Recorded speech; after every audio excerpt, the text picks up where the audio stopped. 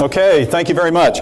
Well, everybody has said how much you're going to enjoy me, so now the only way to go is down. So I'm going to see if I can avoid going down a lot, but we'll see if we can have a little fun here at lunch and talk about a concept that we are preaching to our clients right now at the Futures Company called the kinship economy. By the way, if you don't know about the Futures Company, let me just sort of do a very quick little introduction to the Futures Company. You may have known us in our past life as Yankelovich, but in 2008, Yankelovich merged with a London-based firm called Henley Center Headlight Vision, and we couldn't figure out how to get Henley Center Headlight Vision and Yankelovich all into one sentence without sort of stumbling over our own tongues. So we decided to go literal and name ourselves for what we do, which is talk about trends in the marketplace and how they create growth opportunities for marketers in their categories. And that's what we're focused on at the Futures Company.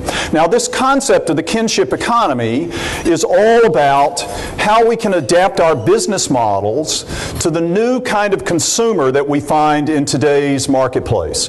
So I'm going to talk a lot today about consumers. So if you're in a B2B category, you're going to have to do a little bit of a stretch beyond and sort of look at the ultimate end consumer that your clients are dealing with.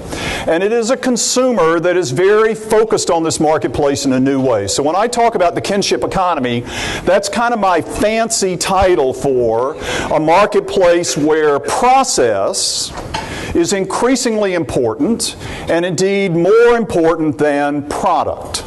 Now, that sounds very academic, I know, so I'll illustrate this with a couple of examples here in just a second. But when we talk about product being outweighed in the marketplace by process, that is not to say that product is any less important. And I'm going to make this point several times here in the first 5 minutes. It is simply to say that product is no less important, but process is more important than ever.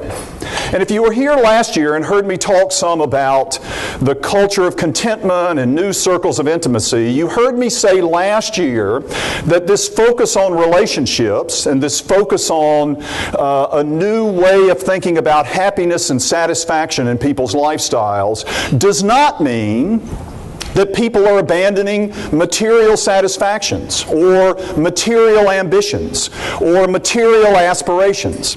And in fact, one of the things that we've gotten wrong throughout this recession and stagnant recovery as we've looked at consumers is to assume that there is a new normal of frugality in the consumer marketplace. Now, I'm going to preach this sermon again here today, right in the middle, and just tell you that we are not looking at a frugal marketplace.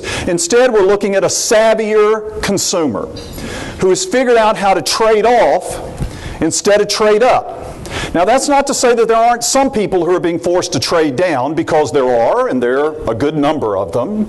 But by and large, this marketplace is being driven by a different dynamic. But that's not the fundamental dynamic.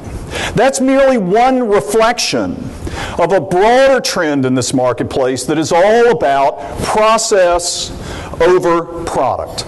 Process over product. So when I talk about this today, I'm going to talk about a marketplace in flux. A marketplace where all the old rules just seem like they don't apply anymore. And not just because of the economy. Let's remember that this marketplace is not being changed just because we went through a financial crisis. One of these 1 in every 80-year events that happens about 1 in every 80 years, by the way. This is not like, the Mayan end of the world. This is just the kind of financial crisis that periodically occurs in capitalist economies. And so it's a bad thing, but it's not the worst thing that's ever happened to us in the long history, at least, of American capitalism. And it is certainly not the only thing that is changing the marketplace today. There is also an enormous demographic change going on in this marketplace where old people like me, who have lost our hair and apparently have lost our mojo, are being displaced by 20-somethings and 30-somethings who are coming along with a new generational perspective on the marketplace. They consume differently, they have different kinds of life stages, they run businesses differently, they want to work in different styles. It is the same same kind of demographic transition that took place in the 1960s and the 1970s when baby boomers were the same age. That's going on today, and we're going through a technological transition. We are now leaving behind the era of the PC, and we are headed into the era of the mobile device. And in fact, we at the Futures Company refer to this as the 2016 moment. By 2016, it's projected that 4G will finally be nearly universal in markets where there is mobile service all around the world. And 4G download speeds on mobile devices are as fast or faster than download speeds on your computer hooked into a hardline wire in your office. And when you have download speeds that fast on a mobile device, you don't need a computer anymore. And so all these laptops that we have are today obsolete and rapidly being displaced by all these mobile devices that we all carry around. So these things, demographic, technological, are also going on in the marketplace in addition to the economic changes that we're experiencing right now. And all the old rules look discredited, even to old baby boomers like me who have lost all our hair years ago.